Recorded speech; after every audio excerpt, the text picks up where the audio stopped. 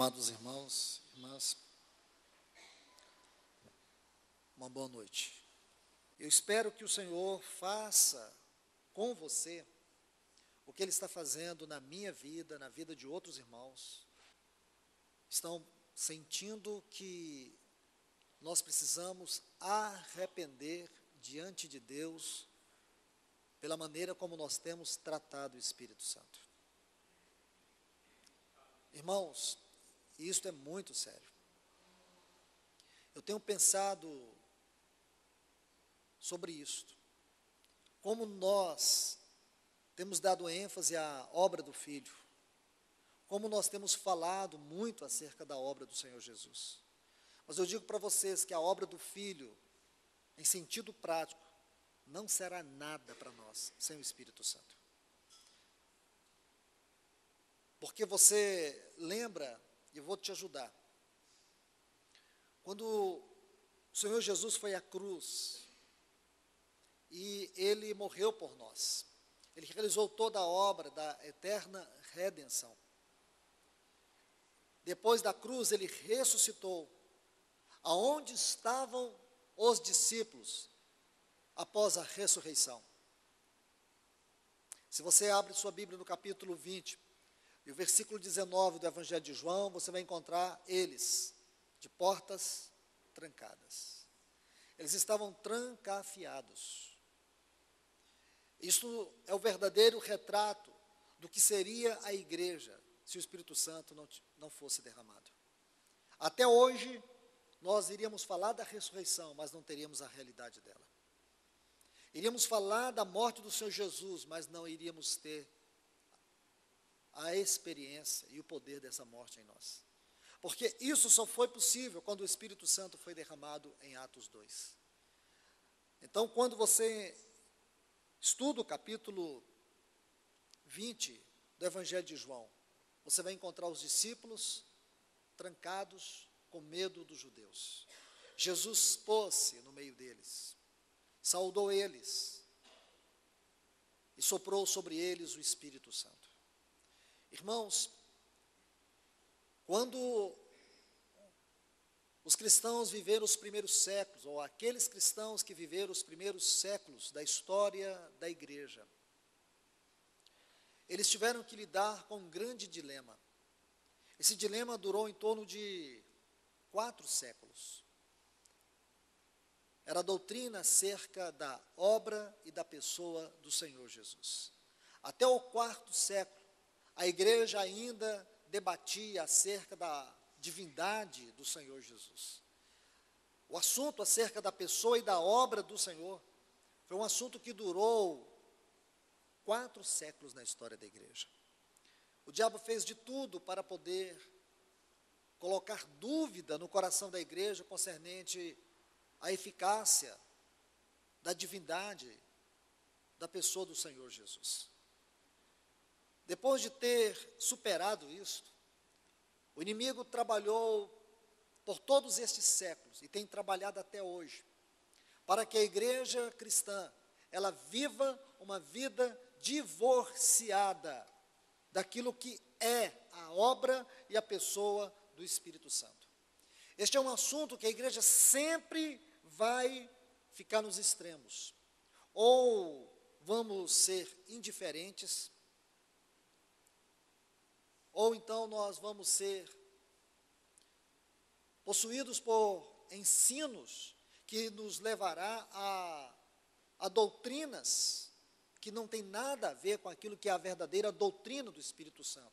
Aquilo que podemos chamar da fraude do pentecostalismo. Então, esses extremos têm surgido ao longo da história da igreja. E nestes movimentos, que nós denominamos pentecostais, você vê a verdadeira perversão concernente o caráter da igreja, a identidade da igreja, chamada e vocação da igreja. Você vê uma perversão com relação àquilo que é o ministério cristão.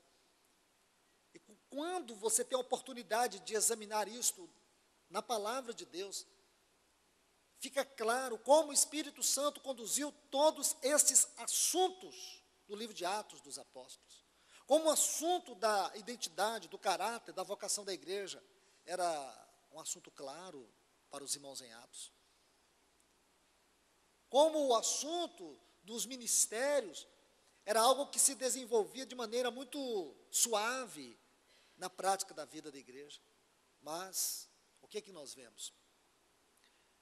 É que o inimigo, ele tem procurado nos distanciar, porque temos medo daquilo que os nossos irmãos pentecostais erraram concernente aos dons do Espírito Santo, concernente aos dons ministeriais.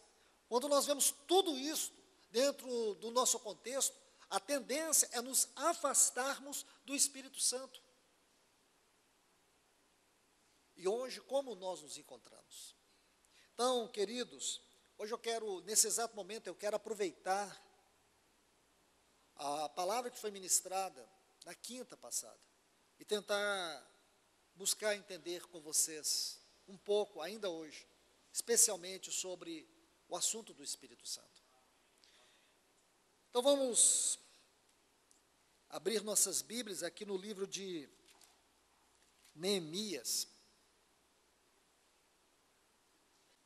capítulo 6.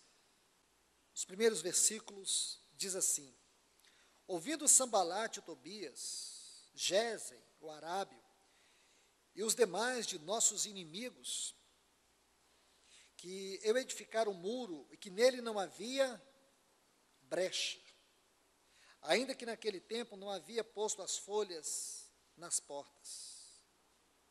Sambalate e Gesem mandaram-me dizer: vem e reunamo-nos em alguma das aldeias do campo de Ono. Mas eles tramaram fazer-me mal. Eu lhes enviei mensageiros dizendo: eu faço uma grande obra e não posso descer. Somente até aqui. Senhor, nós precisamos da tua ajuda nessa noite para receber, para entender, para absorver e para viver tua palavra. Senhor, nós precisamos ouvir a tua palavra com uma extrema responsabilidade.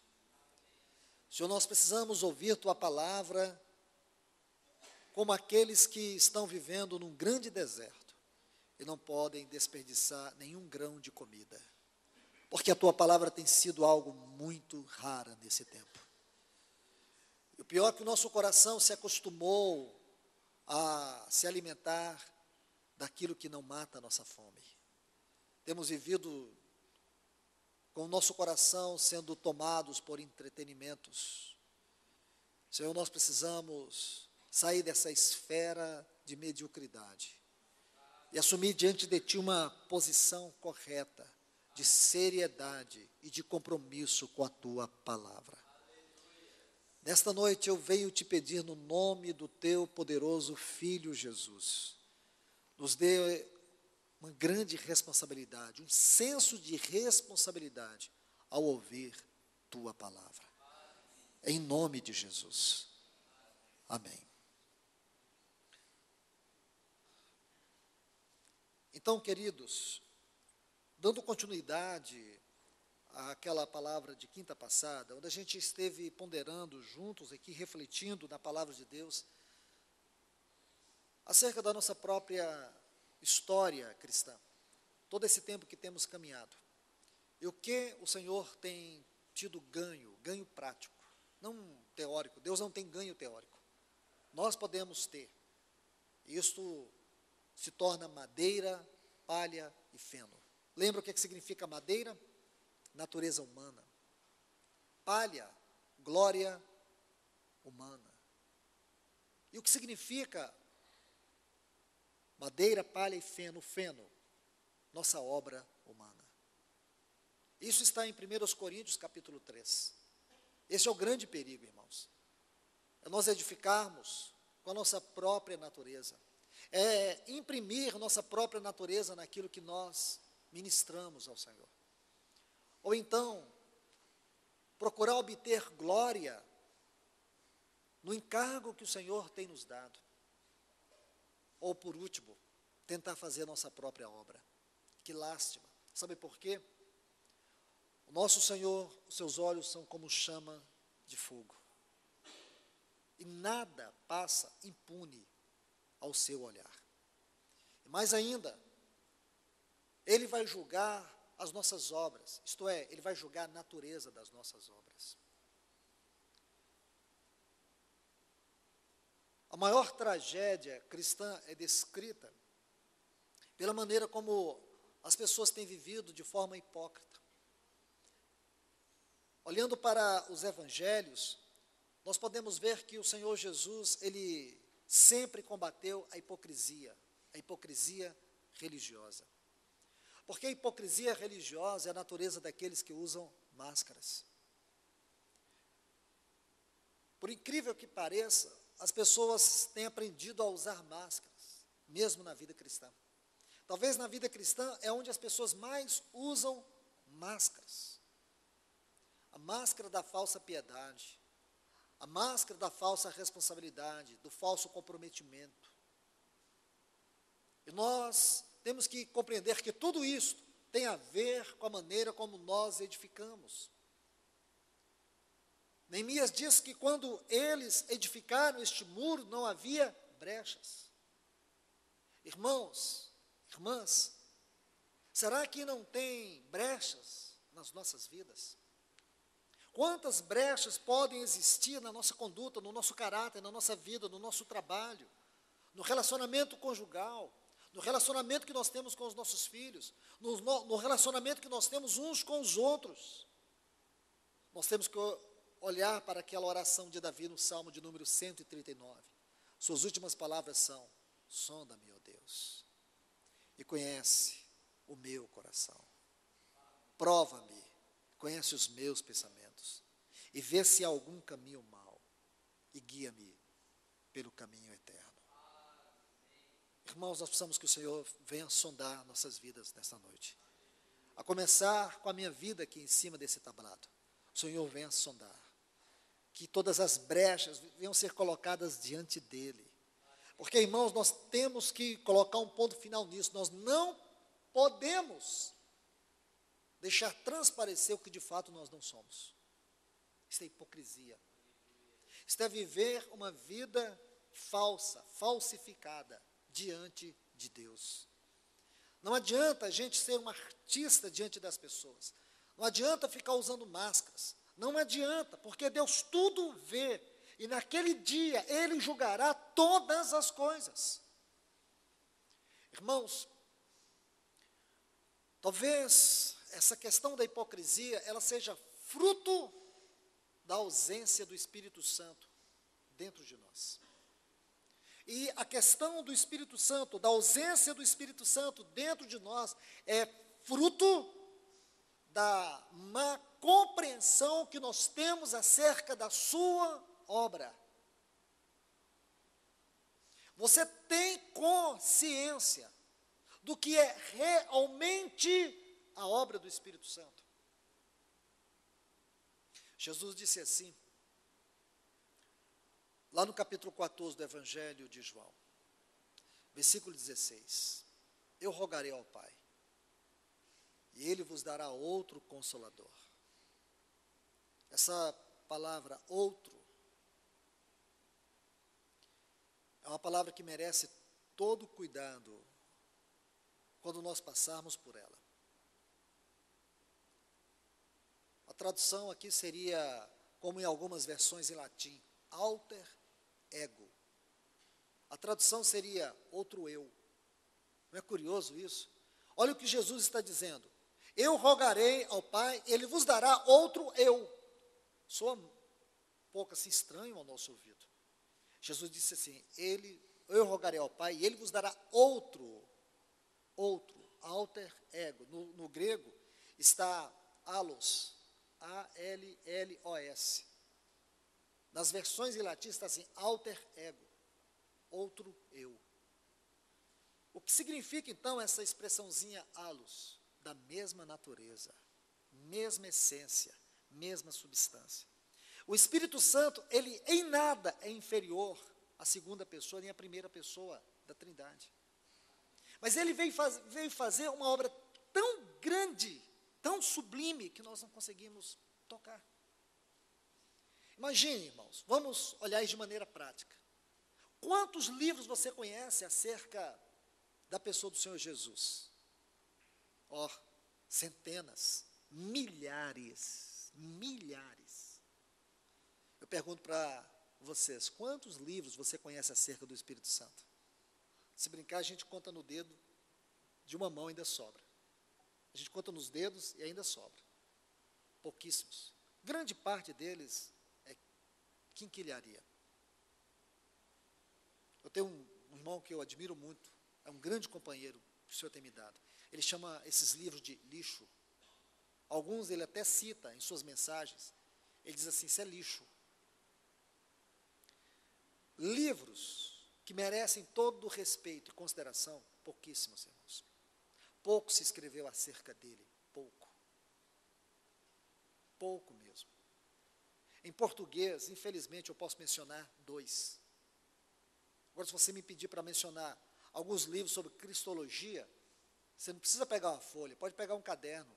Se eu não conseguir, você pode pesquisar, tem tantos. Sobre a cristologia, você pode formar uma biblioteca de centenas e milhares de livros. Sobre a paracletologia, sobre a doutrina acerca da obra e pessoa do Espírito Santo. Meus irmãos, nós somos pobres. E aqui está a grande explicação.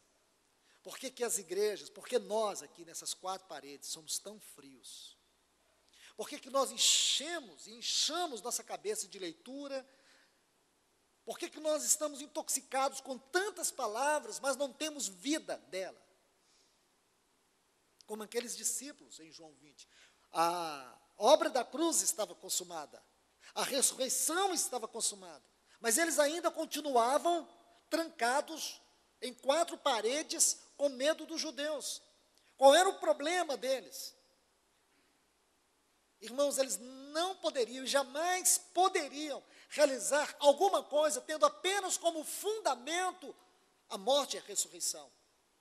Porque eles não poderiam fazer nada mesmo. Sabemos o que significa a morte do Senhor Jesus. Sabemos o que significa a ressurreição do Senhor Jesus. Mas isso jamais poderia ser traduzido em poder se não fosse pelo Espírito Santo. E ele foi derramado para substantificar a realidade da morte e da ressurreição do Senhor Jesus. Irmãos, quando ele veio, ele trouxe para dentro da igreja toda a realidade daquilo que foi consumado diante do Pai. Quando o Senhor Jesus Cristo morreu, ressuscitou, a obra da redenção não terminou na ressurreição, ele teve que ir até o Pai. Ele disse para Maria, não me toques, porque ainda não subi a meu Pai. E somente depois que ele vai até o Pai, a obra está consumada, aí o Espírito Santo desce. Isso não é glorioso? Muito. Mas se nós olharmos a palavra de Deus com muito cuidado, nós iremos ver que Joel diz que nos últimos dias, o Senhor derramaria do seu Espírito sobre toda a carne. Porque Pedro ratifica e ele coloca justamente esta frase, últimos dias.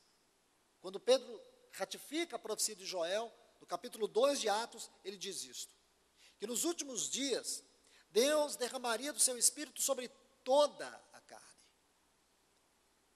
E o que estava acontecendo ali no Pentecoste, era justamente naquela festa judaica, e agora, paralelamente, na vida da igreja, estava acontecendo algo. O Espírito Santo estava sendo derramado de maneira gloriosa na vida da igreja.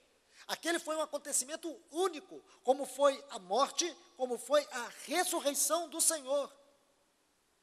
Estes acontecimentos foram únicos e eles se entrelaçam, porque agora o Espírito Santo vai dar realidade ao significado em termos de vida, quanto à morte do Senhor, quanto à ressurreição do Senhor. Sem o Espírito Santo, a morte do Senhor e a sua ressurreição não poderia ser vida e poder na igreja.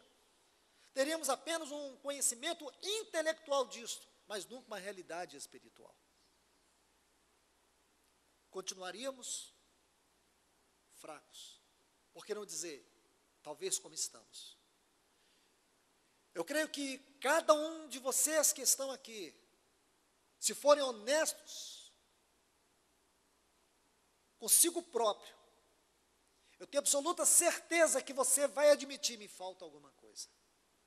Eu te pergunto, falta perdão dos pecados? Não. Falta compreensão da graça? Creio que não. Vocês sabem que pela graça o Senhor vos salvou. Sem mérito algum nosso, Ele nos salvou. Eternamente Ele perdoou os nossos pecados. Vocês têm alguma dificuldade em entender que vocês são a igreja do Senhor Jesus, o corpo de Cristo na terra? Não. Essa não é uma verdade que deveria nos abalar, mas nós ficamos abalados? Não. Quanto a essa verdade, diz que o Senhor Jesus Cristo é o cabeça e que nós somos o seu corpo. Essa verdade não deveria nos lançar pelo chão, em oração, em gratidão, numa entrega absoluta. Sim, mas isso acontece? Não. Por que não acontece? Então nós temos que admitir que falta alguma coisa real quanto à vida cristã. Eu creio que muitos de nós aqui podemos admitir que parece que existe duas pessoas. Uma que vem na reunião, que se comporta como um santo, e uma que vive levianamente, mundo afora, no trabalho, em casa, seja lá onde for. Você admite, falta alguma coisa. Falta o Espírito Santo, aquele que trabalha e opera a santidade dentro de nós. E nós temos dificuldade com santidade. Mas nosso problema não é com a santidade, nós temos dificuldade com o Espírito que é santo. Nós não temos problema com santidade, nós temos problema com o Espírito Santo. Sua obra é mal interpretada na nossa vida.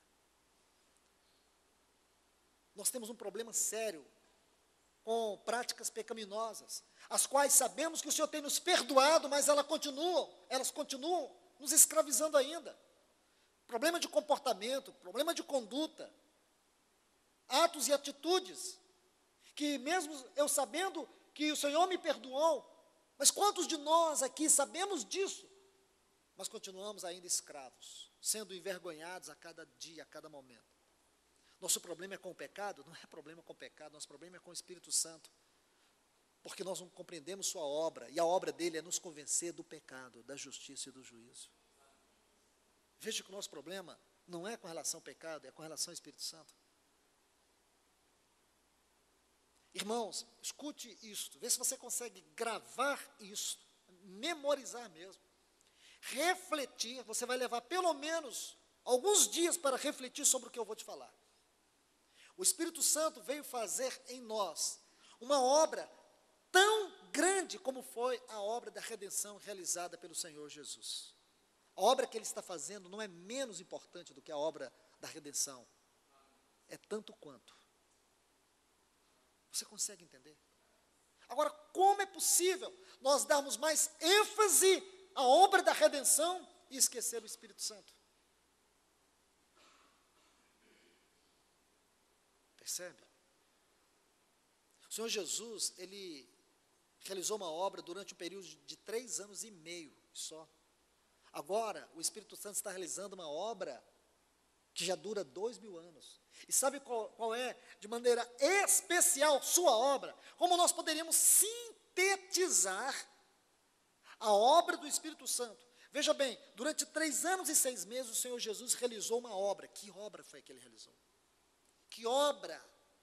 Que peso tem a obra que o Senhor Jesus realizou diante do Pai? Durante só 3 anos e 6 meses, Ele realizou essa obra, que tem um peso e um valor eterno. A obra que o Espírito Santo está realizando nesses 2000 anos tem o mesmo peso, o mesmo valor. Agora, irmãos, irmãs, Ele está aqui há 2000 anos. E como nós podemos sintetizar toda a obra do Espírito Santo? Será que existe uma palavra, uma frase, que resumiria para nós a glória da obra do Espírito Santo?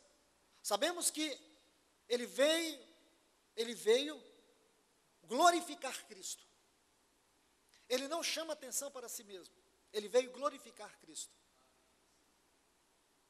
Ele veio magnificar a palavra de Deus e substantificar em nós todas as realidades quanto à morte, à ressurreição e à ascensão, aquilo que o Senhor Jesus está realizando hoje. Ele veio substantificar tudo isso em nós.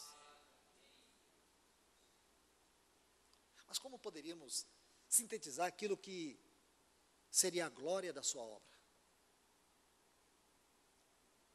Irmãos e irmãs, a glória da obra do Espírito Santo é preparar a noiva para o Senhor Jesus. Ele veio aqui para preparar ela. Ele tem um trabalho muito especial com ela. Mas é incrível que a noiva não percebeu a sua chegada. Existem muitos substitutos. Por isso que o Espírito Santo, ele não é visto, porque nós não precisamos dele, ou precisamos? Não precisamos, irmãos. A gente sabe começar um culto. Irmãos, você tendo uma boa retórica, boa didática, conseguindo controlar a sua ansiedade, seus nervos, você consegue produzir uma boa pré-eleção. Tendo algumas técnicas, você consegue até entreter o povo. E sabendo usar a máscara da espiritualidade, as pessoas vão achar que você tem unção. Isso é difícil? Claro que não, irmãos. Claro que não. Então nós não precisamos do Espírito Santo. Só que existe algo que tem que esmagar o nosso coração. Ele é muito sensível. Se ele está num ambiente onde ele não pode glorificar o Filho de Deus, ele não permanece.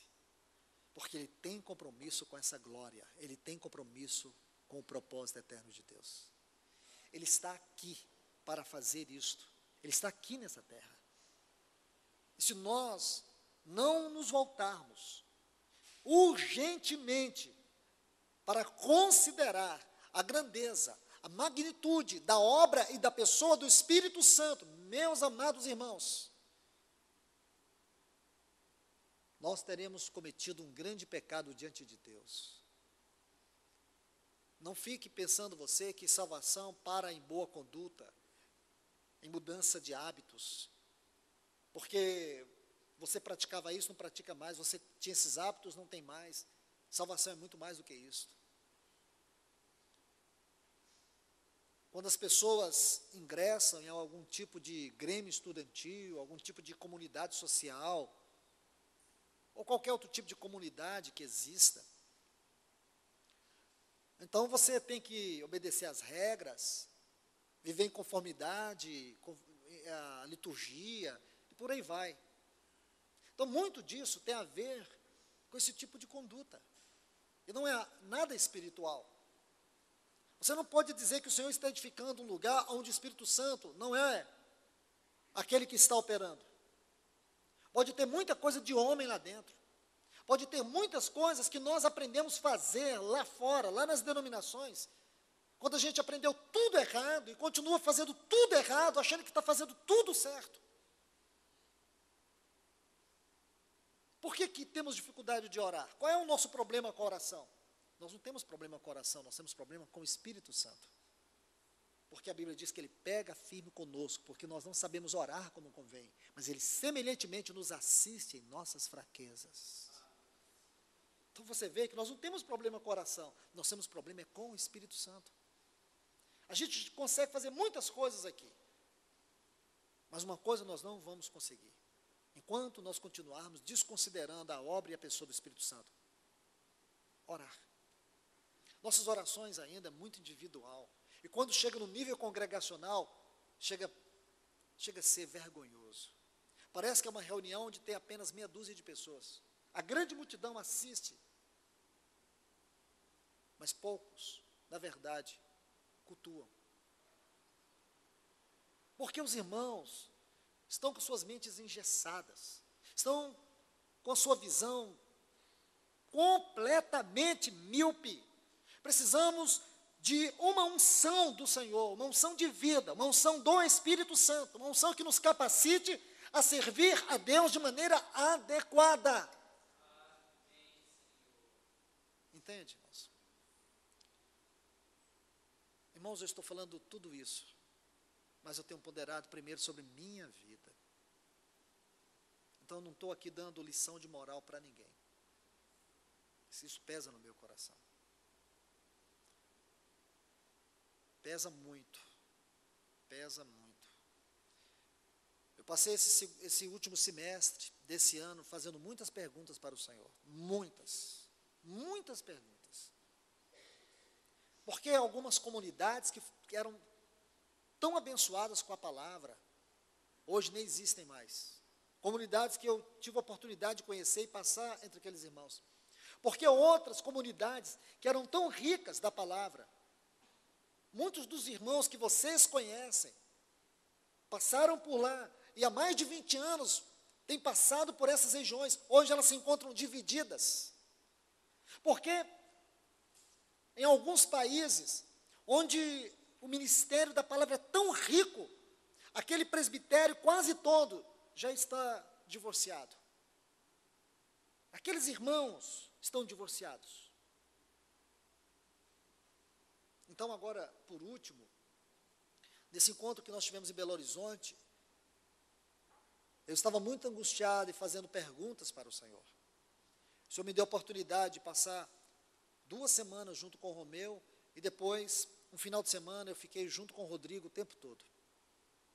E o tempo todo fazendo perguntas. Perguntas que eu não conseguia responder, situações que eu não consigo entender.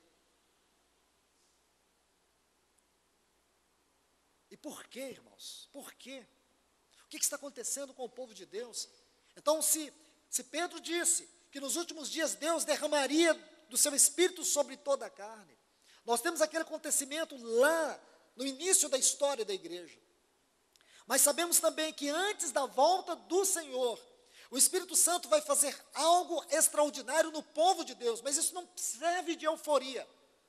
Isso tem que causar em nós uma profunda reflexão. Temos nós preparado lugar para Ele? Temos nós tido consciência da sua missão na terra, da sua obra na terra? Porque em contrapartida, Paulo escreve aos Tessalonicenses, ele diz que algo também vai caracterizar a vida da igreja antes da volta do Senhor. Então, 2 coisas vai caracterizar. Por um lado, o Espírito Santo, como ele veio para poder preparar a noiva, ele vai preparar, ninguém vai impedir ele. Se eu e você continuarmos aqui com as nossas reuniões, como estamos, satisfeitos, como estamos, e pode ser, irmãos, que pode acontecer conosco aquilo que aconteceu com Sansão, quando ele tentou se levantar para guerrear contra os filisteus, ele não sabia que o Espírito havia se retirado. Podemos continuar na nossa força, mas na ausência do Espírito Santo. Paulo escreve aos Tessalonicenses, ele diz assim, que a vinda do Senhor não acontecerá sem que primeiro venha a apostasia. Eu sou um cristão desde criança. E sempre que eu lia sobre essa apostasia, eu ficava refletindo, meditando, como seria a apostasia? Confesso para vocês, irmãos, sem nenhum sentimento sensacionalista, eu afirmo para vocês, que tudo que eu pensei sobre a apostasia não chegou nem perto daquilo que ela é, como se instalou na vida da igreja hoje. A igreja e o mundo hoje não tem diferença alguma. O gospel é sinônimo de mundano. O evangelho, louvor, tudo isso tem vivido numa esfera de profanação assustadora. Mas ninguém se importa, ninguém se incomoda. Ninguém se incomoda. Quando é que a gente vai se dar conta, irmãos? Quando é? Eu disse na quinta-feira passada, que na quarta-feira, quando eu estive na unidade 2 e conversava com os alunos que ali estão, eu fiquei assombrado de saber que aqueles jovens que estão ali se recuperando do vício das drogas, são cristãos, ou nasceram no lar cristão, converteram um dia, tiveram um relacionamento com o Senhor. Será que isso não assombra a gente? Eu tenho conversado com os pais aqui, e o que eles têm dito para mim é: meu filho é maravilhoso, minha filha é maravilhosa, não me dá trabalho, graças a Deus. Mas o relacionamento com o Senhor é completamente frio. Os pais não têm problema com seus filhos, mas os seus filhos têm problema em relacionar com o Senhor. Essa é uma verdade, irmãos. Aqueles jovens estão lá, eles conhecem o Senhor. Dentre eles tem um que era ministro de louvor, ministrava louvor. Irmãos, escute isto. A apostasia se instalou na igreja de tal forma que ela tem pervertido o verdadeiro caráter do Evangelho de Cristo. Então uma irmã me disse há poucos dias: Luiz, pregar o Evangelho é a coisa mais banal que existe. Eu estou desencorajada, eu não tenho ânimo, eu não tenho força. Eu venho há quase 30 anos pregando o Evangelho, hoje eu me encontro sem força, porque não é pregar o Evangelho para o mundo, mas a própria igreja não quer o Evangelho, eles querem um Cristo genérico, um Evangelho genérico. E é verdade, irmãos. E é verdade. A igreja não quer a palavra de Deus. Mas a igreja tem algum problema com a palavra de Deus? Ela não tem problema com a palavra de Deus, ela tem problema com o Espírito Santo. Porque o propósito do Espírito Santo é nos revelar a palavra. Ele é aquele que perscruta todas as profundezas de Deus. Ele foi dado para nos revelar as profundezas de Deus. Somente Ele pode nos revelar a palavra. Irmãos, qual é o nosso problema com a palavra? Nenhum. A gente até lê. A gente até lê. O que nós não conseguimos é tocar a vida dela. Então nós não temos problema com a palavra, nós temos problema com o Espírito Santo. E a vida da palavra só pode vir mediante o Espírito Santo. E aqui está a questão. Mas ninguém se importa, irmão. Ninguém se importa, ninguém se interessa. Porque eu temo que essa mensagem só seja mais uma do nosso currículo aqui, da sequência das nossas reuniões. No domingo ninguém está pensando mais na palavra, mas sim na próxima palavra. Amanhã todos nós estaremos concentrados no nosso dia a dia. Daqui a pouco todos nós vamos dormir e essa palavra morreu, ela vai ser esquecida. Só que Deus não vai esquecer, se ela for dele. Se ela não for, Ele vai ignorá-la. Mas se ela for, Ele não vai esquecer. Isto pode pesar muito na nossa conta. Porque o seu Espírito Santo, o seu Espírito tem sido desprezado por sua igreja nesse tempo. Nós tivemos o privilégio, neste ano de 2011, estudar sobre as trombetas, sobre os selos, sobre a volta do Senhor. Mas o que isso mudou na sua rotina, na maneira de você ver as coisas, na maneira de você caminhar, na maneira de você lidar com a palavra de Deus, na maneira de você tratar a oração? Na verdade, nós não temos problema com isso, irmãos. Nós temos problema com o Espírito Santo. Porque o livro de Apocalipse termina com ele e com a igreja dizendo: ora vem, Senhor Jesus. Com ele e a noiva dizendo amém. Percebe? Porque o espírito da profecia é o testemunho do Senhor Jesus, e esta é uma obra que só o Espírito Santo pode dar. Então o nosso problema é com ele. Porque tudo que ouvimos vira intelectualismo, letra intelectual no nosso entendimento e não vida. Será, irmão, irmã, você não está cansado disso? Será que você não está cansado de viver esta vida sem fruto algum, fruto que glorifique o Senhor? Será que você não está cansado? Será que a calosidade no nosso coração é tão grande que você não se importa mais de viver uma vida vazia? Não ter palavra. As pessoas estão morrendo do nosso lado. As pessoas estão perdidas indo para o inferno do nosso lado, mas nós não temos ousadia. Veja Pedro antes do Pentecoste, ele tinha ousadia? Não tinha. Ele tinha impetuosidade, mas ele não tinha ousadia. Então a sua impetuosidade mesclava um homem covarde, que não foi capaz de seguir o Senhor até o fim, uma pessoa desequilibrada que na hora do aperto pegou a sua lança e cortou a orelha de Malco. Então, beirava isso, um covarde e um desequilibrado. Mas o dia que ele compreendeu a obra do Espírito Santo, ele se tornou um homem ousado. As autoridades ficaram perplexas, no capítulo 4 de Atos, de ver a ousadia daqueles homens simples, iletrados. Irmãos, irmãs, não temos tido ousadia, não temos tido ousadia para comunicar o Evangelho de Cristo, mas nós não temos problema com relação a essas coisas. O nosso problema é com o Espírito Santo, porque Ele é aquele que nos dá ousadia, é aquele que nos dá poder para nós pregar o Evangelho. Paulo disse, eu não me envergonho do Evangelho, porque Paulo não tinha vergonha do Evangelho, porque ele era um homem ousado. Mas por que ele era um homem ousado? Porque ele viu que o Evangelho é o poder de Deus, mas o Evangelho nunca vai ser poder de Deus, se o Espírito não for poder em mim.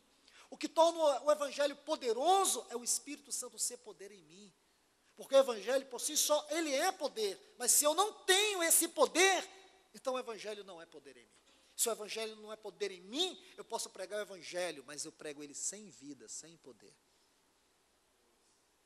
Eu posso pregar o mesmo Evangelho que Paulo pregou. Você pode pregar o mesmo Evangelho que Pedro pregou. Qual a diferença? Talvez no sentido literário, nenhum. Mas com relação à vida e o poder, toda a diferença. Porque é o que nos falta, irmãos. Nos falta. Se nós não conhecermos Ele, se nós não entendermos a sua obra, se nós não nos humilharmos, se nós não nos arrependermos, porque nós passamos aqui 12, 14 anos, e o Espírito Santo nunca teve preeminência entre nós. Nunca teve.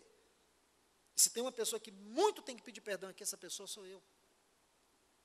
Porque ele não teve, irmãos. Se alguém aqui disser que teve, então me mostre. Nunca. Nós fazemos tudo porque nós sabemos fazer. Porque muitos foram treinados, como eu, em seminário. Aprendeu hermenêutica, homilética, teologia pastoral, aprendeu tanta coisa.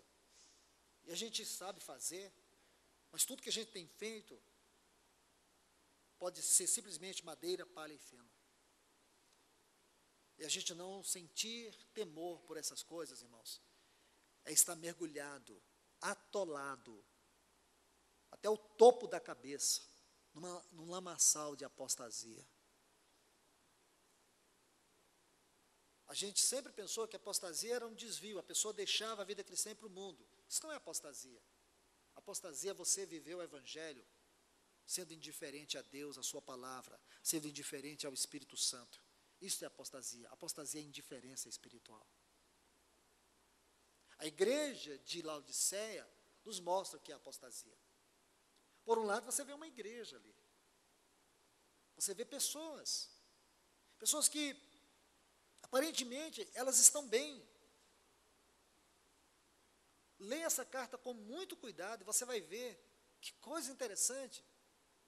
Mas à medida que o Senhor vai avançando para tratar com esta igreja, Ele vai dizer para ela que ela dizia de si mesma que não precisava de nada, porque era uma igreja que tinha tudo, uma igreja abastada, uma igreja que não sentia falta de nada. Irmãos, uma igreja, quando ela não sente falta de nada, ela já morreu. Ela já perdeu a característica de igreja, porque a igreja é totalmente dependente dele, do Espírito Santo. Então, quando é que nós não precisamos de nada? Quando nós sabemos produzir nossas próprias mensagens, nossos sermões. Quando nós sabemos preparar os nossos sermões. Quando nós sabemos cantar do nosso jeito, cultuar do nosso jeito, fazer tudo do nosso jeito. Como eu disse há pouco tempo atrás, qual é a nossa necessidade do Espírito Santo? Nenhuma. Porque nós sabemos fazer tudo. Tudo. Mas qual tem sido o resultado do nosso tudo? Nada. E você acha que Deus está satisfeito assim? Irmãos, é muito sério esse tempo que nós estamos vivendo. É muito sério. Se nós não nos arrependermos agora, se nós não nos voltarmos para o Senhor, com esse sentimento de urgência. A única coisa que nós vamos ser é uma Laodiceia. O Senhor não tem compromisso com Laodiceia. O Senhor está de fora, Ele está fora de Laodiceia. Diz: eis que estou à porta e bato. Irmãos, como o Senhor pode estar fora daquilo que é dele? A igreja não é a casa de Deus. Se é a casa de Deus, Ele é aquele que tem as chaves. Ele é aquele que tem o direito sobre ela. Ele é aquele que entra. Ele é aquele que sai. É aquele que está à vontade. A casa é o lugar do seu descanso. Por que que ele está de fora? Porque ela deixou de ser o lugar do seu descanso. Ele não se sente mais à vontade. Ele se sente tão mal com ela que ele está de fora. Mas ele quer entrar. Abrir a porta significa que ela está se rendendo a ele. Bem, irmãos, eu quero ler um texto aqui em Cantares para a gente encerrar por hoje. Que a misericórdia do Senhor caia sobre nós. Capítulo 5, a partir do versículo 2. Vê se esses versículos 2 a 8 não descrevem a situação da igreja de Laodiceia. Vê se você consegue conjugar estes versículos com a igreja de Laodiceia. Para refrescar nossa memória, deixa eu ler rapidamente aqui algumas coisas sobre a igreja de Laodiceia. O Senhor diz assim: eu conheço as tuas obras, Apocalipse 3, versículo 15. Que nem és frio nem quente, tomara que fostes frio ou quente. Assim, pois, és morno e não és frio nem quente, vou vomitar-te da minha boca. Porque dizes: eu sou rico e estou enriquecido, e de nenhuma coisa tenho necessidade, e não sabes que és um desgraçado, miserável, pobre, cego e nu. Aconselho-te que de mim compres ouro refinado pelo fogo, para que sejas rico, e vestes brancas, para que se cubra a tua nudez, e não fique descoberta a vergonha da tua nudez. E unge teus olhos com colírio para que vejas. Eu repreendo e corrijo a todos que amo. Seja, pois, zeloso e arrepende-te. Eis que estou à porta e chamo. Se alguém ouve a minha voz, abre a porta, entrarei e cearei com ele e ele comigo. Então guarde isso aqui, porque agora você vai entender esse texto, ou estes textos aqui de Cantares. Cantares 5, a partir do versículo 2, diz assim: eu dormia, mas meu coração velava. Ela dormia, mas o coração velava. Havia algo no coração dela. Ela estava vivendo um sono, mas havia algo dentro dela que mantinha ela despertada ainda. Talvez esta frase descreva um pouco da nossa situação, ou talvez nossa situação de forma absoluta, porque existe ainda algo dentro de nós ainda, irmãos, que vela. Existe algo dentro de nós ainda que nos mantém despertados, que ainda há um desejo que nós sejamos totalmente capturados por este ser poderoso, essa pessoa bendita, ou Espírito Santo. Eu creio que nosso coração ainda vela, irmãos. Por mais que estejamos dormindo, nosso coração ainda vela. Aí diz: é a voz do meu amado que me chama. Então, por que o coração dela velava? Por causa da voz do amado. Quer dizer, este é um amado que fala de forma perseverante. Ela está dormindo, mas se há algo dentro dela que ainda a mantém acordada, é porque a voz do amado está falando com ela. Ele diz: abre-me, irmã minha, amiga minha, pomba minha. Na minha versão está assim: perfeita minha. Que amor tem ele por ela. Quantas palavras ele usa para atraí-la. Quantas palavras ele fala para ela, para mantê-la acordada ainda. Mas ela dorme, mas o seu interior continua acordado por causa destas palavras. Eu creio que são essas palavras que ainda nos mantêm velando, irmãos. Por causa de algo que o Senhor tem depositado dentro de nós, ainda há uma luz que brilha diante de nós. Aí diz, porque minha cabeça está cheia do orvalho. Ele diz, abre-me. Olha a igreja de Laodiceia, portas fechadas. Ele está mantendo ela fora. Então veja isso, portas fechadas. Ele diz, abre-me. Aí mais embaixo, porque minha cabeça está cheia de orvalho. Ele está fora. Ele não pode estar fora, irmãos. O Senhor não pode estar fora. O Espírito Santo não pode estar fora. Se nós dizemos que nós somos a sua habitação, Ele tem que estar aqui, porque Ele foi enviado para nos habitar eternamente. Agora a grande pergunta é, o Senhor Jesus disse que Ele viria para nos habitar eternamente. Ele diz assim, Evangelho de João, capítulo 14, eu rogarei ao Pai, Ele vos dará outro Consolador.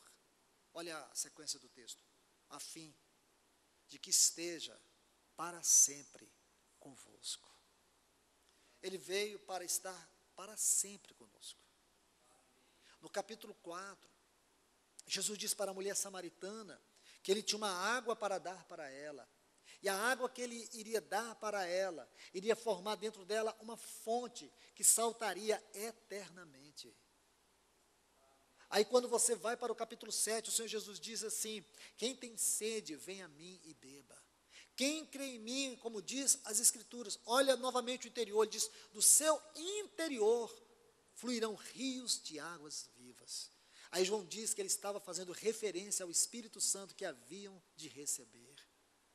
Então isto é o Espírito Santo, ele veio nos habitar, mas nesta habitação ele veio ser um rio dentro de nós. Irmãos, irmãs, olha que pergunta perscrutadora é esta.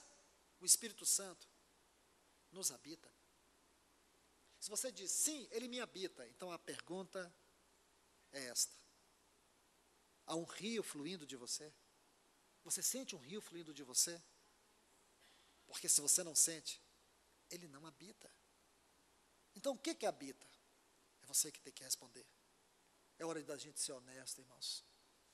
A questão do novo nascimento está muito confusa ainda. Nós temos que ver se somos religiosos ou se somos cristãos mesmos.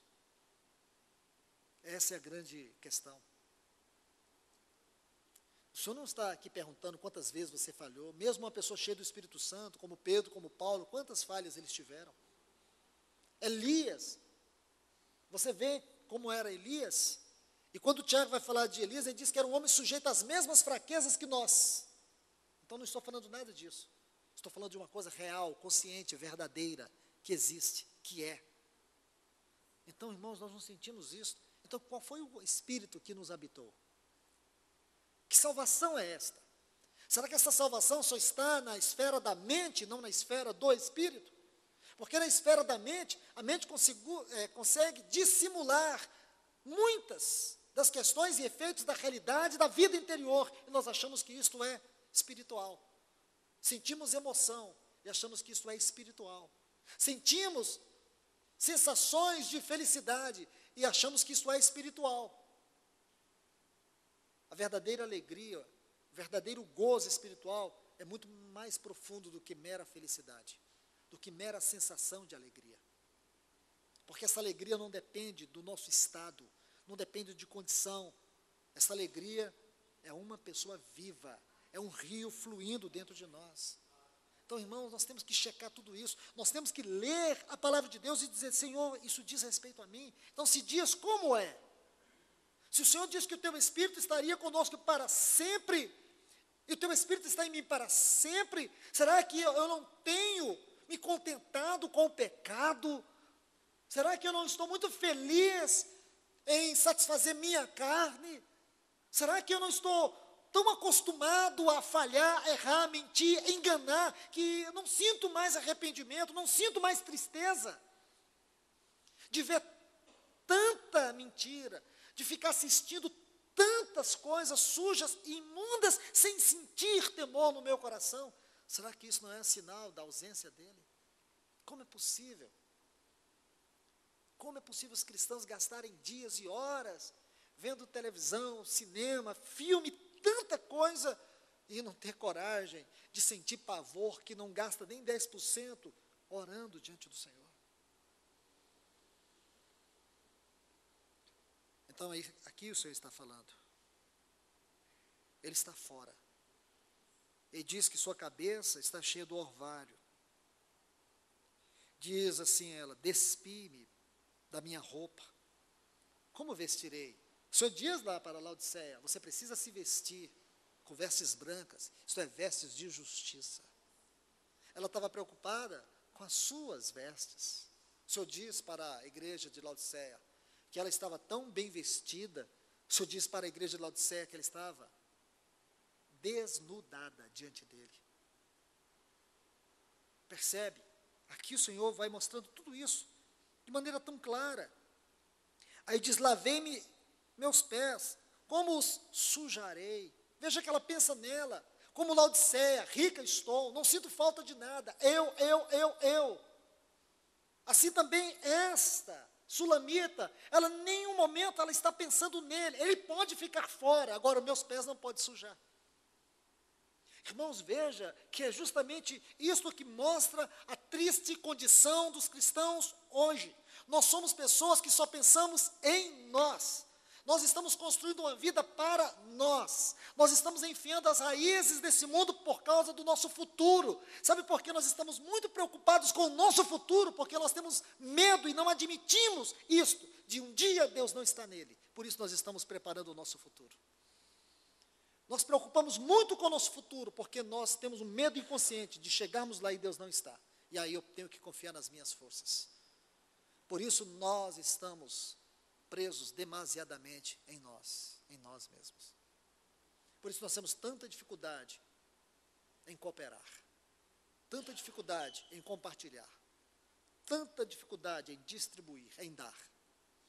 E quando fazemos isso, fazemos segundo o nosso coração para aquilo que nós queremos, porque nós queremos estar no controle. A igreja de Laodiceia era uma igreja que se autocontrolava. Rica estou, não sinto falta de nada. O Senhor diz: você é desgraçada, você é miserável. Sabe o que é desgraçada? Alguém que está à margem da graça. Alguém que está desprezando a graça. Aí ele diz, ela diz: meu amado meteu a mão pela fenda da porta. Ele ainda insistiu, irmãos. Lá em Laodiceia, ele está batendo. Aqui, ele está enfiando a mão na fenda da porta. Ele diz assim: meu coração se comoveu dentro de mim.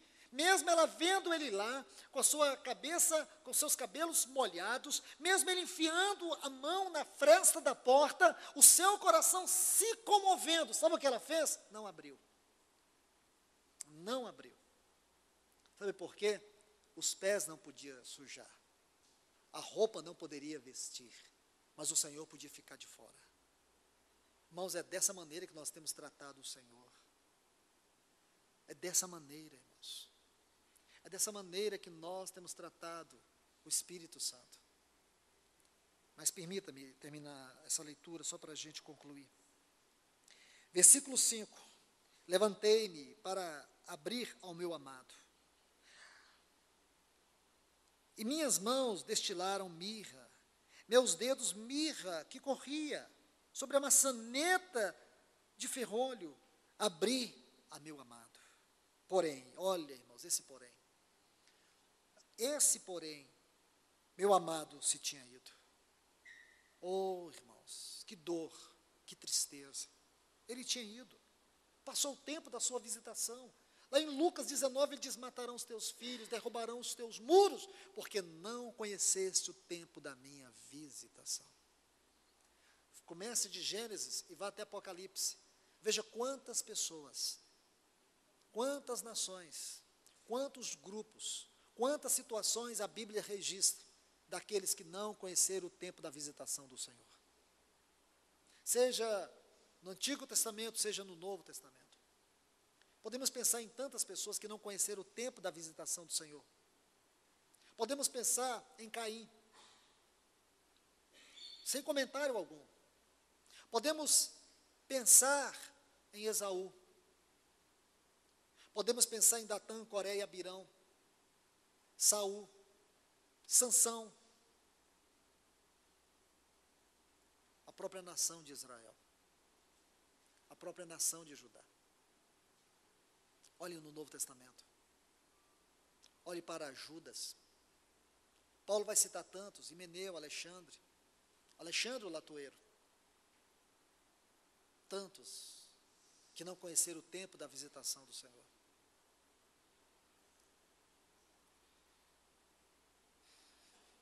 Aí diz, versículo 6, abria a meu amado, porém, meu amado se tinha ido. E atrás do seu falar saiu minha alma. Oh, irmãos, atrás do seu falar. Ela queria apenas, se possível fosse, ouvir sua voz. Essa voz que está tão rara nesse tempo. Essa voz que parece que está sumindo. Parece que está apenas um pequeno sussurro da voz do Senhor. Aí diz mais: busquei-o e não o achei. Chamei-o e não me respondeu. Agora veja, ela buscou e não achou, chamou e ele não respondeu. Então, qual a consequência de tudo isso? Você vai ver logo a seguir. Encontraram-me os guardas que rondam a cidade, bateram-me, feriram-me, tiraram-me o meu manto, os guardas dos muros, aquilo que ela deveria ter vestido, ela não vestiu, agora os próprios guardas vão tirar suas vestes. Percebe o contraste agora? Percebe a situação? Irmãos, isso aqui é uma solene advertência para nós. Isso tem que rasgar o nosso coração. Nós temos que nos sentir profundamente tocados pelo Senhor. Aí, olha o que diz ela. Versículo 8: conjuro-vos, ó donzela de Jerusalém, se achardes meu amado, que eles façam saber que eu estou enferma de amor. Percebe? Queridos irmãos e irmãs, que o Senhor nos ajude. Só o Senhor para nos ajudar. Só o Senhor. Porque nós estamos precisando. Precisamos muito. Porque o Senhor nos deixou essas duas palavras com as quais eu quero terminar esta noite. De um grande revestimento do Espírito Santo, para que essa noiva se apronte e para que o Senhor volte para ela. Mas, por outro lado, há uma grande apostasia também, que tem assolado a igreja, que tem devastado a igreja. A igreja está sendo devastada por uma terrível apostasia. A indiferença do povo de Deus é algo chocante. Eu estou falando aqui de nós especialmente. Aqui de nós especialmente. Não tem nada que falar lá fora. Aqui de nós. Entre nós. Dentro de nós. Que o Senhor possa ouvir nossas palavras. Que Ele possa colocar os seus olhos sobre nós. E se Ele encontrar sinceridade nas nossas vozes, Ele possa, com misericórdia, nos ajudar e nos restaurar. Que Deus vos abençoe.